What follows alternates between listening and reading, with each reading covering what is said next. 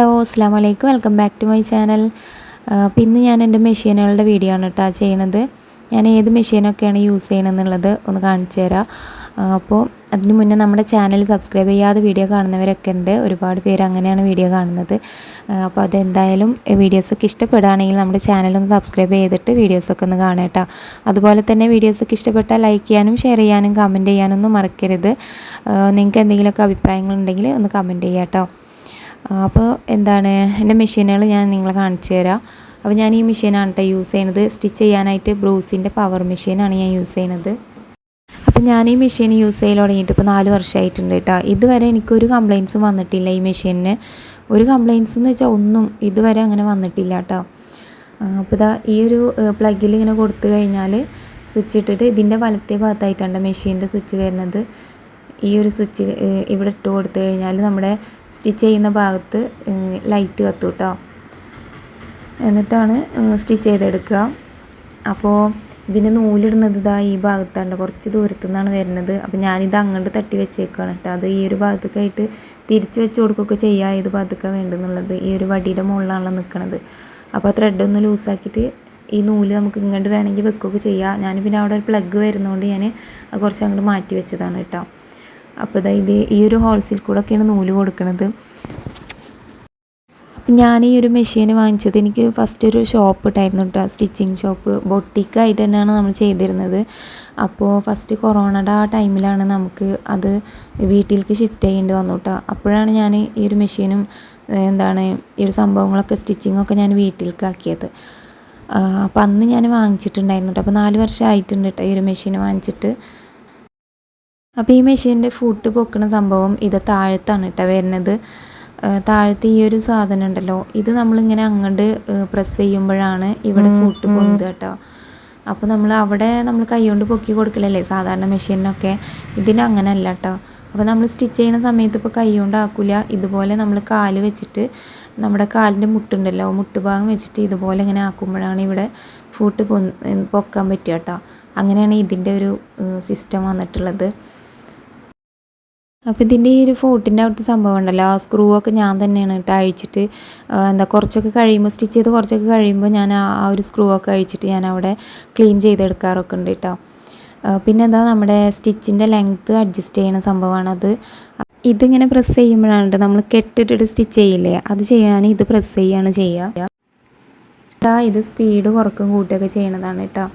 ഈ ഒരു ഭാഗത്ത് നമ്മൾ പ്ലസ് ആകുമ്പോൾ സ്പീഡ് കൂട്ടുക, അതുപോലെ മൈനസ് ചെയ്യുമ്പോൾ സ്പീഡ് കുറക്കുക. അപ്പോൾ ഞാനൊരു 36 ഇട്ടിട്ടാണ് സ്റ്റിച്ച് ചെയ്യുക. 30-36 ഉള്ളിലൊക്കെ ആയിട്ട് സ്റ്റിച്ച് ചെയ്യാറ്. പിന്നെ ഇത് മൈനസ് കൊടുക്കുമ്പോൾ നമുക്ക് സ്പീഡ് കുറച്ചിടാം, അല്ല സിബ് അങ്ങനെയൊക്കെയുള്ള സംഭവങ്ങളൊക്കെ ചെയ്യുമ്പോൾ സ്പീഡ് കുറച്ചിട്ട്, നെക്കൊക്കെ ചെയ്യുമ്പോൾ സ്പീഡ് കുറച്ചിട്ടും ചെയ്യാം കേട്ടോ. പിന്നെ തുടക്കക്കാർക്കൊക്കെ ആകുമ്പോൾ നമ്മൾ സ്പീഡ് കുറച്ചിട്ട് 18, 17, 16 ഇട്ടിട്ട് സ്റ്റിച്ച് ചെയ്യാം കേട്ടോ. അപ്പോഴേ നമുക്ക് പേടിയില്ലാതെ സ്പീഡ് കുറച്ചിട്ട് ചെയ്താലാണ് നല്ല ഫിനിഷിങ്ങിൽ കിട്ടുക കേട്ടോ. ഈ തുടക്കക്കാർക്ക് മാത്രം കേട്ടോ. പിന്നെ എക്സ്പീരിയൻസ് ആയി കഴിഞ്ഞാൽ പിന്നെ കുഴപ്പമില്ല, എത്ര സ്പീഡ് ഇട്ടിട്ട് നമുക്ക് ചെയ്യാം. പിന്നെ അത് അവിടെ ആ ഒരു കണ്ട സംഭവം അതിന് ചോക്ക് ഇതൊക്കെ വെക്കുന്നതാണ് കേട്ടോ. ഇതിലൂടെ നമുക്ക് ഓയിലൊക്കെ ഇങ്ങനെ സ്പ്രെഡായിട്ട് കാണാം കേട്ടോ സ്റ്റിച്ച് ചെയ്യുന്ന സമയത്ത്. പിന്നെ ഇത് നമ്മൾ ബോബിനിൽ നൂല് ചുറ്റിയെടുക്കുന്നതാണ് കേട്ടോ. ബോബിന് ഇതുപോലെ ഇട്ട് കൊടുത്തതിന് ശേഷം ഇവിടെ ഈ സംഭവം ഇങ്ങനെ പ്രസ് ചെയ്ത് കൊടുക്കും, എന്നിട്ട് നമ്മൾ നൂല് ചുറ്റിയെടുക്കും കേട്ടോ. അങ്ങനെയാണ് ഇതിൽ ചെയ്യണത്. പിന്നെ ഇതുപോലെ അങ്ങോട്ട് ഊരിയെടുത്തിട്ട് നമ്മൾ ഈ ഒരു ഇതുണ്ടല്ലോ, ഈ ഒരു ഡ്രോയറിലാണ് ഞാൻ ബോബിനും പെൻസിൽ പിന്നെ സ്ക്രൂ ഡ്രൈവർ അങ്ങനെയൊക്കെയുള്ള ഐറ്റംസൊക്കെ ഇട്ട് വെക്കുക കേട്ടോ. പിന്നെ ഈ ഒരു ടേബിൾ അത്യാവശ്യം വീതിയൊക്കെ ഉണ്ട്. പിന്നെ ഇതിൽ ഈ ഒരു കാണുന്ന സംഭവം എന്താ വെച്ചാൽ ഞാനിങ്ങനെ ബീഡ്സൊക്കെ നമ്മൾ ഗ്ലൂ അപ്ലൈ ചെയ്യുന്ന സമയത്ത് നെറ്റൊക്കെ ഉണ്ടാവില്ലേ, നെറ്റിൻ്റെ അടിയിൽ കൂടെ ഒക്കെ അവിടെ സ്പ്രെഡ് ആവും കേട്ടോ. അങ്ങനെ അതിൻ്റെ മുകളിൽ ഇങ്ങനെ പിടിച്ചിട്ടാണ് ആ ഒരു കളറൊക്കെ വന്നിട്ടുള്ളത്. പിന്നെ അതിൻ്റെ ഫൂട്ട് നമ്മൾ സ്റ്റാൻഡിൻ്റെ അടിഭാഗമൊക്കെ ഇങ്ങനെയാണ് കേട്ടോ വരുന്നത്. അപ്പോൾ ഇത് നമ്മൾ ഓയിലിൻ്റെ ടാങ്കാണ്. അപ്പോൾ ഇത്രയാണ് നമ്മുടെ ഈ ഒരു ഫൂട്ട് പ്രസ് ചെയ്ത് കൊടുത്താലാണ് കേട്ടോ സ്റ്റിച്ച് ആവുക. ഇതൊക്കെ എന്താ പറയുക, യൂസ് ചെയ്യുന്നവർക്കൊക്കെ അറിയട്ടെ, യൂസ് ചെയ്യാത്തവർക്കാണ് ഞാൻ പറയണത്. അപ്പോൾ ഇത്രയാണ് ഈ ഒരു മെഷീൻ്റെ ഫങ്ഷൻ എന്ന് പറയുന്നത് കേട്ടോ.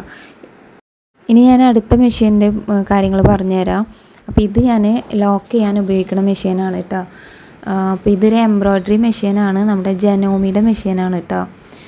അപ്പോൾ ഇതിലിതാ എംബ്രോയിഡറി സ്റ്റിച്ചസൊക്കെ ഉണ്ട്. അപ്പോൾ ഞാൻ കഴിഞ്ഞ വീഡിയോ ചെയ്തപ്പോൾ എന്നോട് ചോദിച്ചിരുന്നു ഇതിൽ തന്നെയാണോ ലോക്ക് ചെയ്യണത് എന്നൊക്കെ ചോദിച്ചിട്ടുണ്ടായിരുന്നു. അപ്പോൾ ഞാൻ ഇതിൽ തന്നെയാണ് ഓവർലോക്കൊക്കെ ചെയ്തെടുക്കുന്നത്. ഇതൊക്കെ സിക്സാഗിൻ്റെ സ്റ്റിച്ചാണ് എംബ്രോയിഡറിയുടെ. പിന്നെ ബട്ടൺ ഹോളാണ്.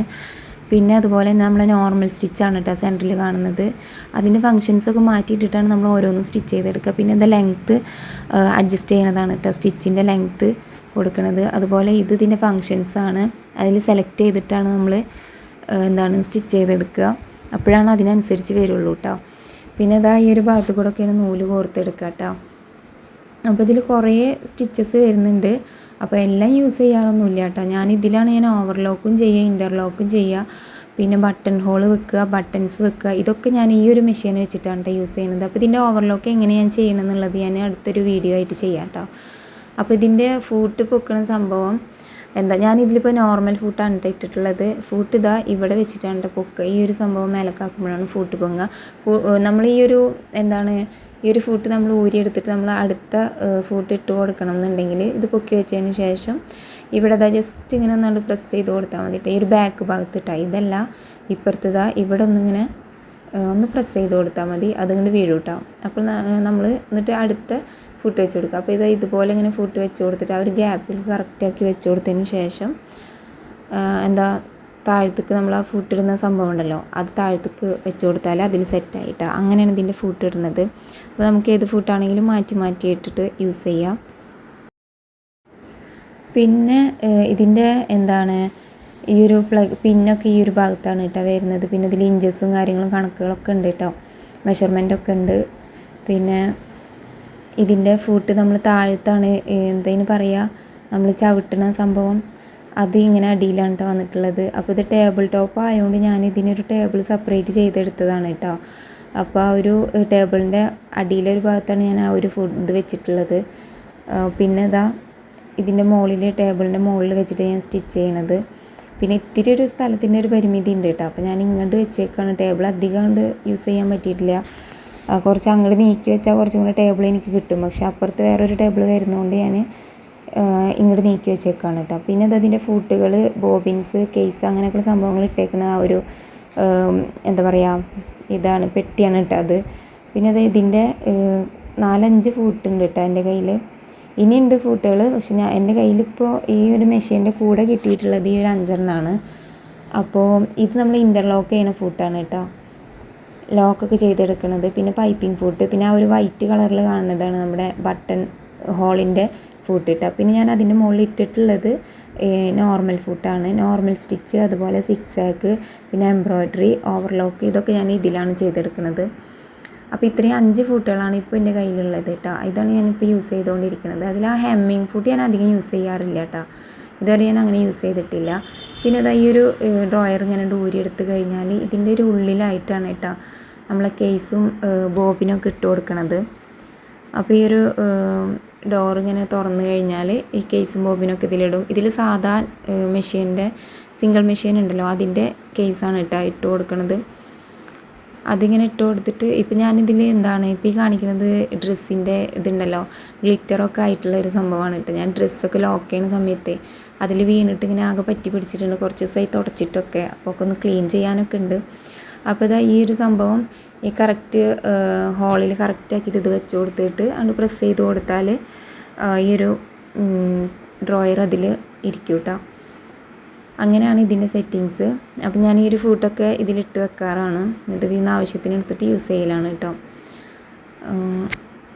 ഈ മെഷീനിൽ ഞാൻ എങ്ങനെയാണ് ഓവർലോക്ക് ചെയ്യണതെന്നൊക്കെ പറയണം എന്നുണ്ടെങ്കിൽ നിങ്ങളൊന്ന് കമൻറ്റ് ചെയ്യുക കേട്ടോ. എന്നാൽ ഞാൻ വേറൊരു വീഡിയോ ആയിട്ട് തന്നെ ഇടാം. ഇതിലിനി ഒരുപാട് ലെങ്ത് ആവും, അതും കൂടെ ആഡ് ചെയ്തിട്ടുണ്ടെങ്കിൽ. അപ്പോൾ എൻ്റെ അടുത്ത് വേറൊരു ലോക്കിൻ്റെ മെഷീൻ ഉണ്ടായിരുന്നു കേട്ടോ, ഓവർലോക്കിൻ്റെ. അപ്പോൾ ഞാനത് പവർ മെഷീനാണ് യൂസ് ചെയ്തിരുന്നത്, ബ്രൂസിൻ്റെ വലിയൊരു മെഷീനായിരുന്നു കേട്ടോ. അപ്പോൾ അത് ഞാൻ കൊടുത്തതാണ് കേട്ടോ ഷോപ്പ് വീട്ടിലേക്ക് ഷിഫ്റ്റ് ചെയ്തപ്പോൾ.